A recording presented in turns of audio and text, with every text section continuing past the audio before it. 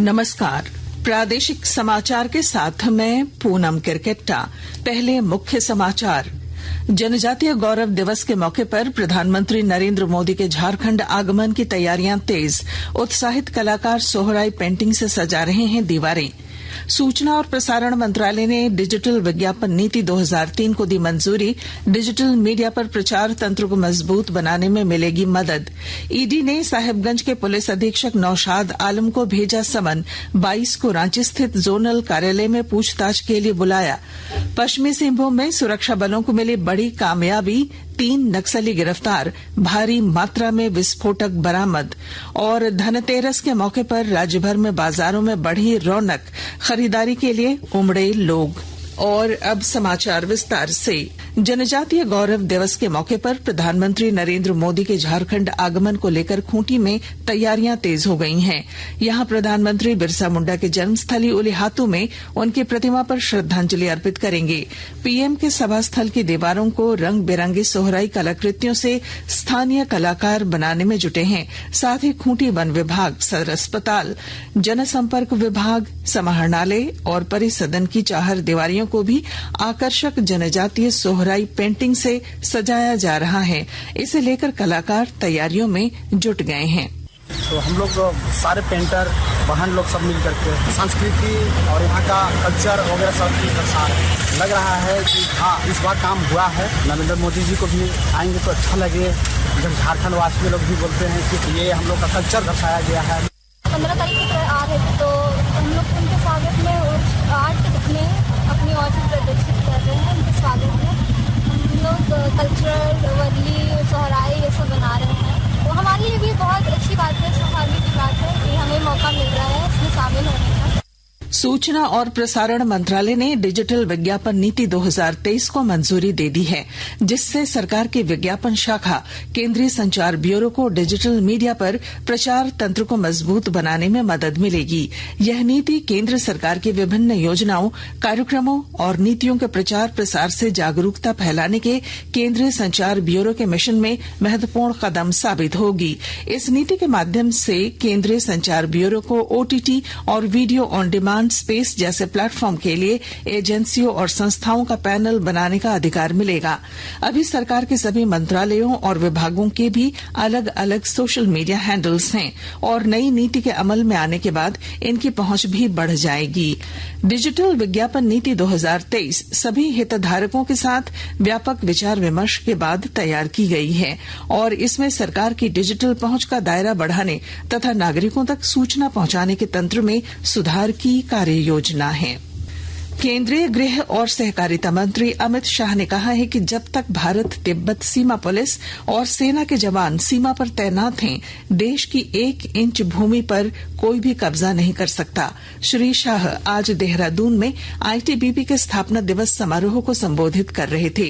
उन्होंने कहा कि वर्ष 2014 तक भारत चीन सीमा पर 4,000 करोड़ रुपए का वार्षिक व्यय होता था, लेकिन पिछले 9 वर्षों में यह बढ़कर 12,340 करोड़ रुपए हो गया है। झारखंड स्थापना दिवस को लेकर साहिबगंज उपायुक्त ने समाहरणालय सभागार में बैठक की। उन्होंने इस दौरान जिला और प्रखंड स्तरीय कार्यक्रम के आयोजन को लेकर तैयारियों की समीक्षा की। इसी संबंध में उन्होंने बताया कि जिला स्तरीय कार्यक्रम का आयोजन सिदो कान्हो सभागार में आयोजित किया जाएगा। साथ ही सभी प्रखंड कार्यालय में भी समारोह का आयोजन होगा। राज्य स्थापना दिवस के मौके पर 15 नवंबर से आपकी योजना आपकी सरकार आपके द्वार कार्यक्रम का 3रा चरण शुरू किया जा रहा है। गढ़वा में भी इसकी तैयारियां पूरी कर ली गई हैं और जानकारी दे रहे हैं हमारे संवाददाता। आपकी योजना आपकी सरकार आपके द्वार कार्यक्रम 15 नवंबर से राज्य स्थापना दिवस के अवसर पर शुरू किया जा रहा है। यह लगातार 15 दिनों तक 29 नवंबर तक चलेगा।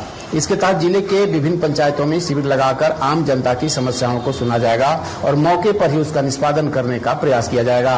शिविर में मुख्य रूप से सरकार द्वारा चलाई जाने वाली लोक कल्याणकारी योजनाओं की आम जनता को जानकारी दी जाएगी।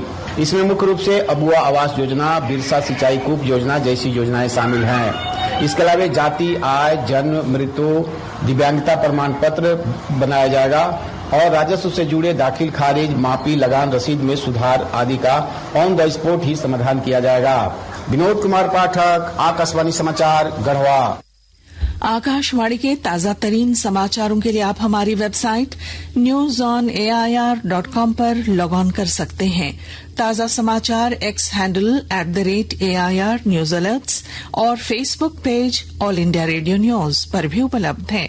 आप प्रादेशिक समाचार एकांश के X handle @AIR news _Ranchi और फेसबुक, इंस्टाग्राम पेज तथा YouTube channel AIR news Ranchi पर भी हमारे बुलेटिन सुन सकते हैं। प्रादेशिक समाचार आप आकाशवाणी रांची से सुन रहे हैं। प्रवर्तन निदेशालय ईडी ने साहिबगंज के पुलिस अधीक्षक नौशाद आलम को आज समन भेजा है। उन्हें 22 नवंबर को ईडी के रांची जोनल ऑफिस में उपस्थित होने को कहा गया है। ईडी की जांच में नौशाद आलम को अवैध खनन मामले में गवाह विजय हांसदा को ईडी का विरोधी बनाने में शामिल पाया गया है।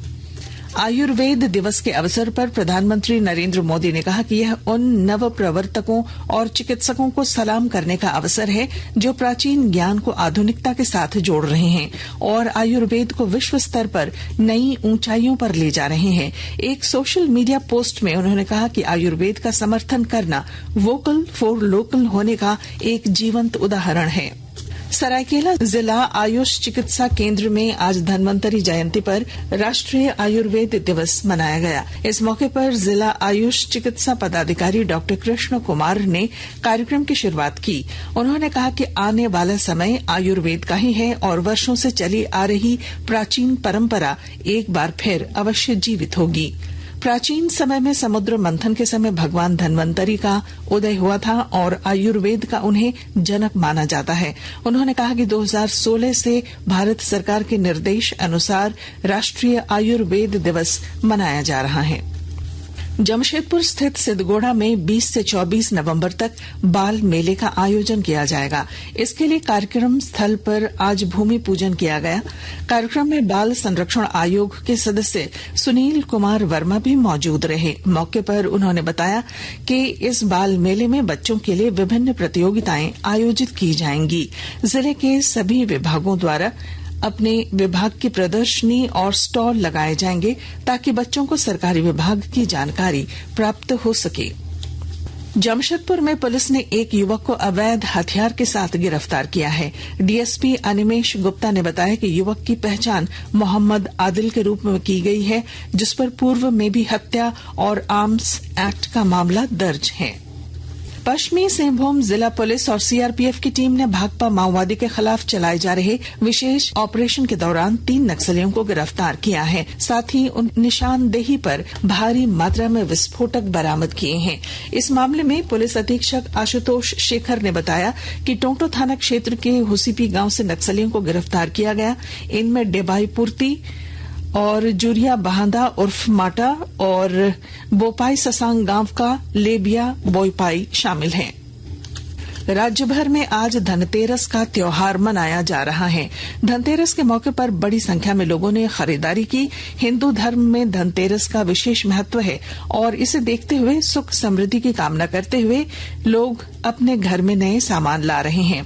लोहरदगा जिले में सबसे ज्यादा खरीदारी लोगों ने सोना, चांदी और हीरे के गहनों की की। ऑटोमोबाइल सेक्टर में लगभग 4 करोड़ रुपए का व्यापार लोहरदगा जिले में हुआ। इधर गिरिडीह और राज्य के अन्य जिलों में भी धनतेरस के मौके पर लोग खरीदारी कर रहे हैं।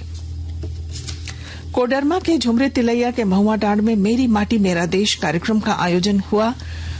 अहिवरन समाज की ओर से आयोजित इस कार्यक्रम में मिट्टी के दिए और बर्तन बनाने वाले शिल्पकारों को सम्मानित किया गया। कार्यक्रम में बतौर मुख्य अतिथि जिला परिषद की पूर्व अध्यक्ष शालिनी गुप्ता और विशिष्ट अतिथि के तौर पर नगर प्रशासक हर्षवर्धन मौजूद थे। और अब अंत में मुख्य समाचार। जनजातीय गौरव दिवस के मौके पर प्रधानमंत्री नरेंद्र मोदी के झारखंड आगमन की तैयारियां तेज। सूचना और प्रसारण मंत्रालय ने डिजिटल विज्ञापन नीति 2023 को दी मंजूरी। ईडी ने साहिबगंज के पुलिस अधीक्षक नौशाद आलम को भेजा समन। 22 को रांची स्थित कार्यालय बुलाया। पश्चिमी सिंहभूम में सुरक्षा बलों को मिली बड़ी कामयाबी, 3 नक्सली गिरफ्तार। और धनतेरस के मौके पर राज्यभर में बाजारों की बढ़ी रौनक, खरीदारी के लिए उमड़े लोग। और इसके साथ ही आकाशवाणी रांची से प्रादेशिक समाचार का ये बुलेटिन समाप्त हुआ। नमस्कार।